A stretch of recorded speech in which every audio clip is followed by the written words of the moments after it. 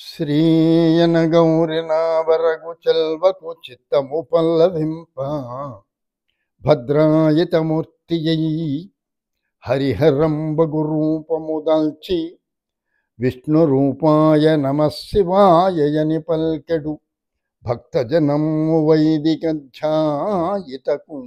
ఇచ్చమెచ్చు పరతత్వము గొల్చెదనిష్ట సిద్ధికిన్. ఇది తిక్కన ప్రార్థన.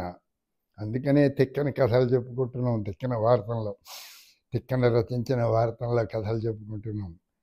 తెలుగు చేశాడు, అనువాదం చేయలేదు భారతానికి. అందుకనే తిక్కన ప్రార్థనతో తిక్కన భారత కథలు అని చెప్పుకుంటున్నాం. ఈ రోజున ఉద్యోగ పర్వంలో ద్రౌపది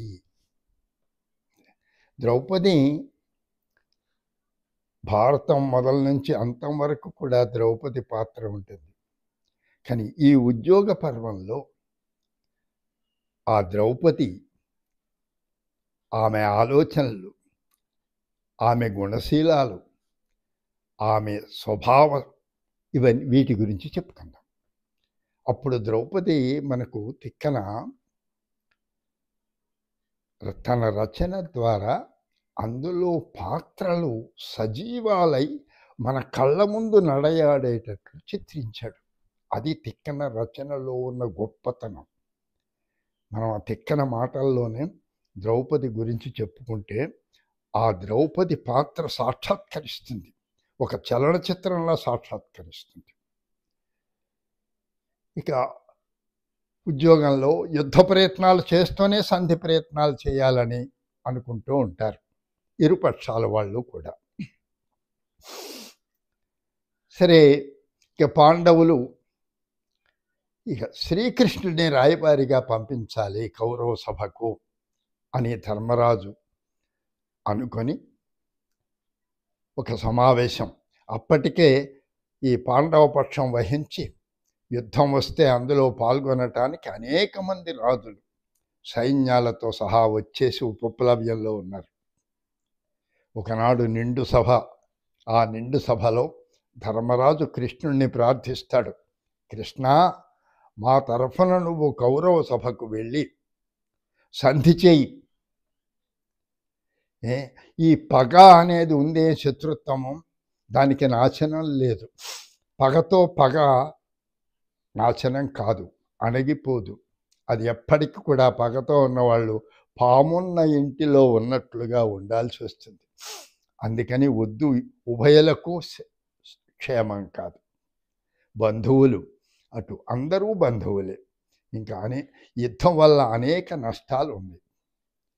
చేత మాకు అర్ధరాజ్యం ఇచ్చేస్తే హాయిగా పాండవులు కౌరవులు మేము కలిసిమెలిసి ఉంటాం. కౌరవులు పాండవులు కలిసిపోయారు అనే మాట లోకానికి సంతోషం కలిగిస్తుంది.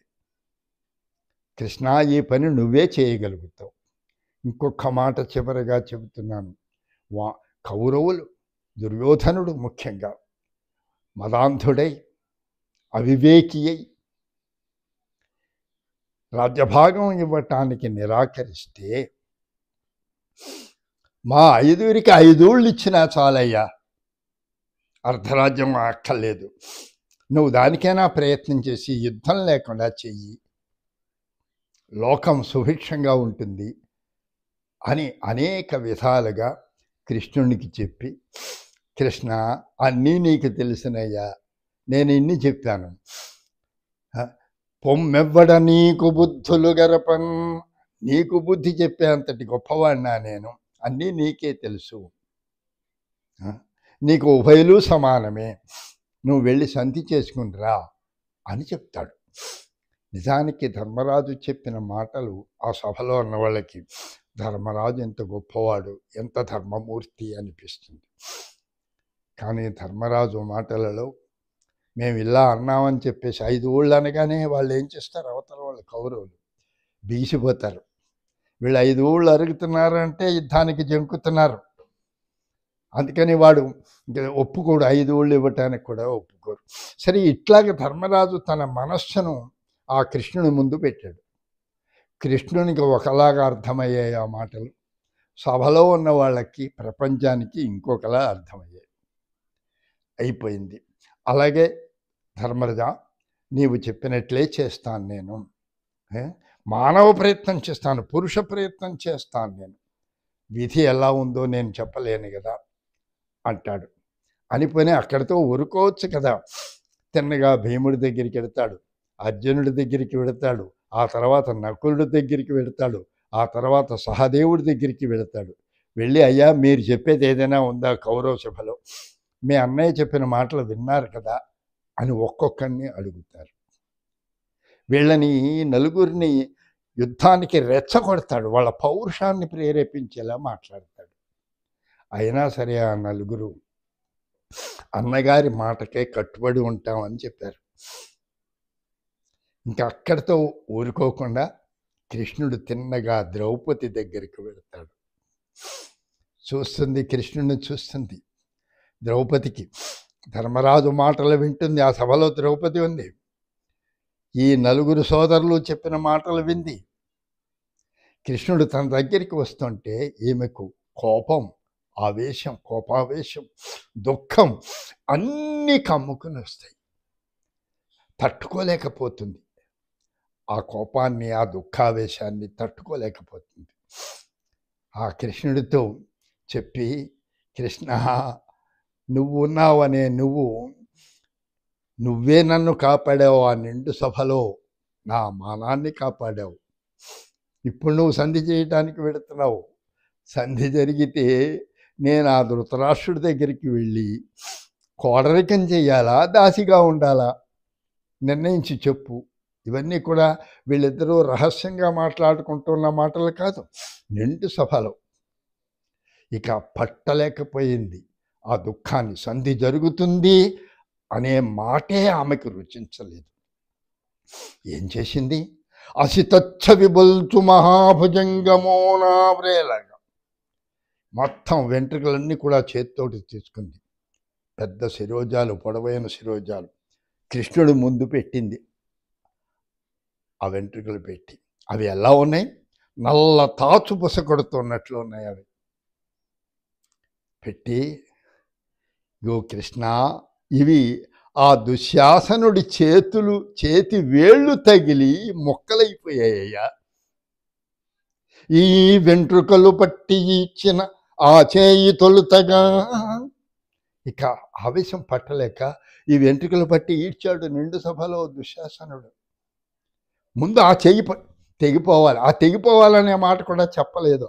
ఆ దుఃఖావేశంలో, కోపావేశంలో ఆడు దుశ్శాసనుడి శరీరము ఇంతలు తునియలై, ఇంతంత ఈ తల వెంట్రుకలంతా చిన్న చిన్న మొక్కలుగా అయిపోవాలి వాడి శరీరం.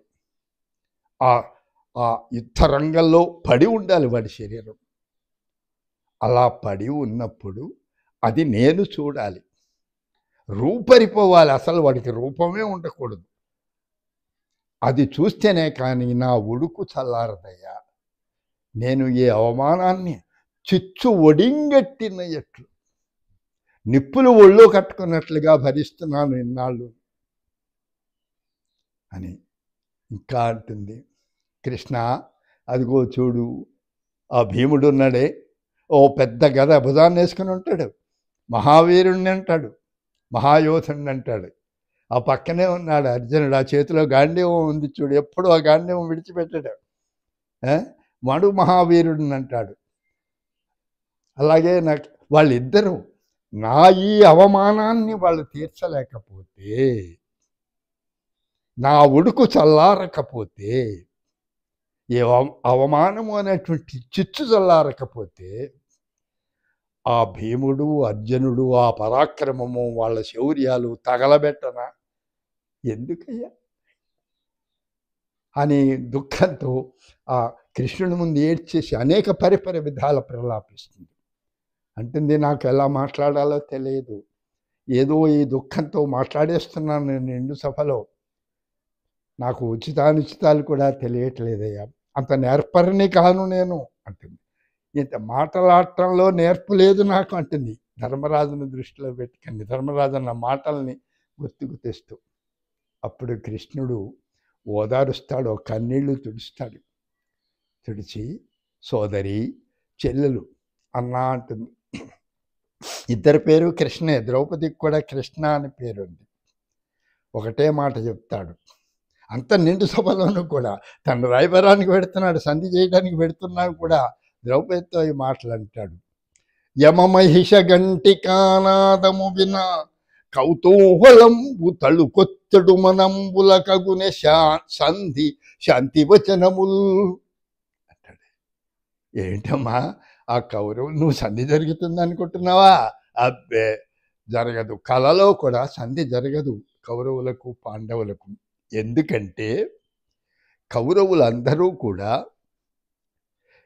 యముడి వాహనమైన దున్నపోతు మెడలో కట్టిన ఆ గంటల చప్పుడు వినాలని కుతూహలపడుతున్నారు వాళ్ళు.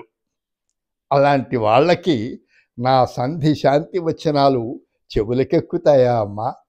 నీకు తప్పనిసరిగా నీ అవమాన భారం తీరుతుంది, నువ్వు కలకలా నవ్వే రోజు వస్తుంది సోదరి అని ఓదారుస్తాడు ద్రౌపదిని. ఇది చూడండి, నిండు సభలో ద్రౌపది పగ ఎంతటి పగో. ఆ పగ చల్లారాలి. నిజానికి అంత అవమానాన్ని భరించింది తాను. ఈ భర్తలను, నిండు సభలో మహావీరులైనటువంటి భర్తలు తలలు వాల్చుకుని నిలబడితే దుర్యోధనుడు ఒకవైపు వచ్చి తొడ మీద కూర్చో అని పిలుస్తున్నాడు. కర్ణుడేవో ఎకశెక్కాలు పలుకుతున్నాడు ఆ నిండు సభలో. దుశ్శాసనుడు అందరూ చూస్తుండగా జుట్టు పట్టుకుని బరబరా ఈడ్చుకొచ్చాడు నిండు సభలోకి. ఇవన్నీ కూడా మామూలు అవమానాలు కావు. అందుకనే స్త్రీ బుద్ధి ప్రళయాంతకం అంటారు. స్త్రీలను అవమానించవద్దు. ఎవడైతే స్త్రీని అవమానిస్తాడో వాడు సర్వనాశనం అయిపోతాడు. కానీ సమయం పడుతుంది. మహిళలు వాళ్ళ తప్పు ఉన్నా సరే వాళ్ళను పేరెత్తి అవమానించకండి, పరుష వాక్యాలు మాట్లాడకండి, దూషించకండి. ఇది స్త్రీలను అవమానించవద్దు అని ఈ ఉదంతం మనకు చెబుతుంది. అది అవమానిస్తే అది దావానలం కంటే, ప్రళయకాలంలో వచ్చేటువంటి బడబానలం కంటే కూడా చాలా భయంకరమైనటువంటి చిచ్చు అది దహించి వేస్తుంది. స్వస్తి ప్రజాభ్యః న్యాయేన మార్గేణ మహిన్మహీష గోబ్రాహ్మణేభ్యః శుభమస్తు నిత్యం.